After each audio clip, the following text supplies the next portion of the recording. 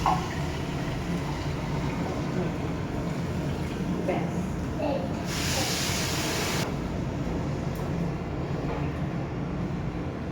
তৈরি করছি tent house. তৈরি করছি বলতে এটা আগের বছর মাম্মামকে জন্মদিনে গিফট করা হয়েছিল।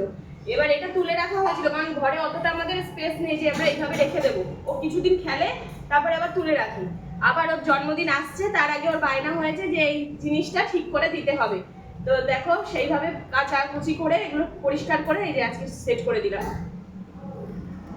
আর এই দেখো টেন্ট হাউসের তো। আরে তারা এটা ঠিক করতে পারলাম না তো।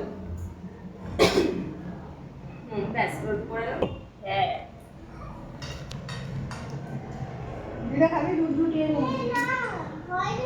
Finally complete. সকালবেলা উঠে আমরা এই করতে বসেছি আজকে। আর টেন্ট হাউসের মধ্যে কি আছে দেখে নাও।